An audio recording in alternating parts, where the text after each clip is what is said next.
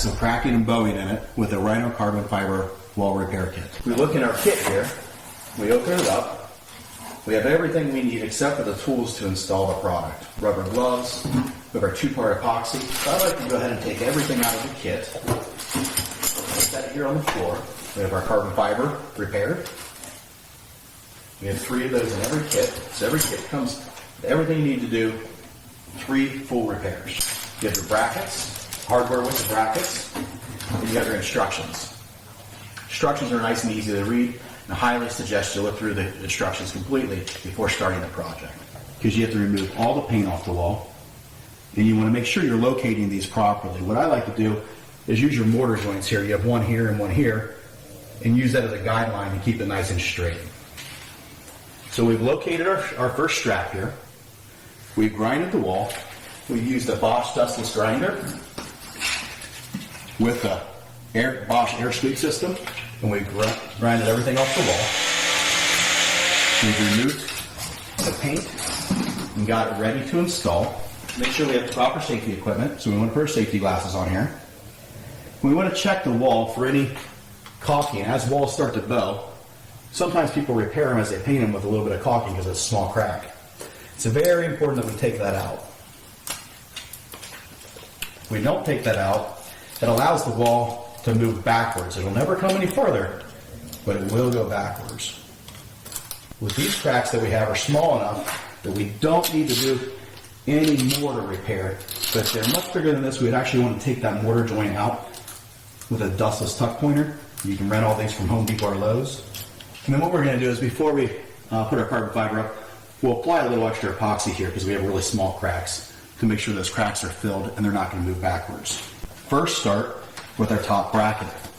We went ahead and pre-drilled our holes, and I suggest you do so. So a lot of times you end up splitting the sill plate, and that's something you don't want to do.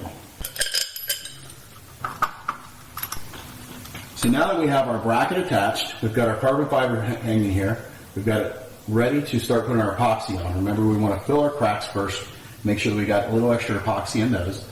We're going to wet the wall down behind the carbon fiber and just lift it up. We're going to lay the carbon fiber in it. And then we're going to work our way down to the bottom. We're going to make sure we get our gloves on first. When you open our epoxy, you always want to do it over top of your box. And you want to save your top because you can put this back in and reuse the epoxy by just using a new mixing tube. Apply our mixing tube by just simply screwing it on. If you have any questions about the cure time of the epoxy, the safety instructions are right on the back of it, and it tells you at what temperature, how long you're going to have before it's cured. So here, when we apply our epoxy, we're going to gently squeeze. You don't have to force it out. The gun actually does the work for you. And as it comes to the end of this, it mixes it together perfectly. So it's a two-part formula. A lot of the epoxies come in one container and another container. You got to get them out and mix them together in a bowl and try to apply it to the wall, and you never get the right ratio. So this is a really nice system. So what we're going to do is we're going to pre-apply some of the epoxy to these cracks. It's okay if it runs a little bit. We'll fix that. Just run it right down the wall where we're going to apply more epoxy anyways. We just want a little bit more in this area.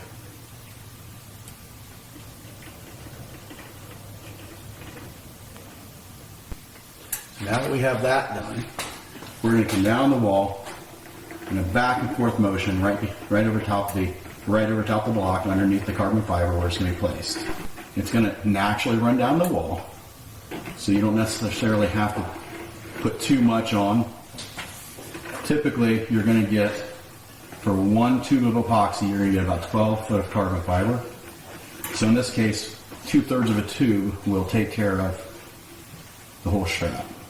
Now make sure you release the gun on the back with a little button here. By pushing this, it keeps it from pushing any further. And I like to rest this on my box. Then I'm going to put all my wet epoxy stuff in. Now we start down the wall. We just simply lay our hand down this and push it into the epoxy. The epoxy actually absorbs into the carbon fiber. Now for our pin down here at the bottom, we're going to make sure we have a 3/4 inch hole drill, which we already do, right where the wall and the floor meet. Now what we've done, we've installed our pin down here at the bottom.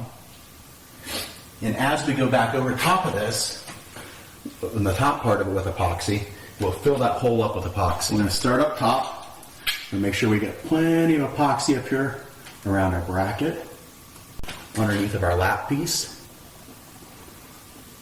then on the bracket.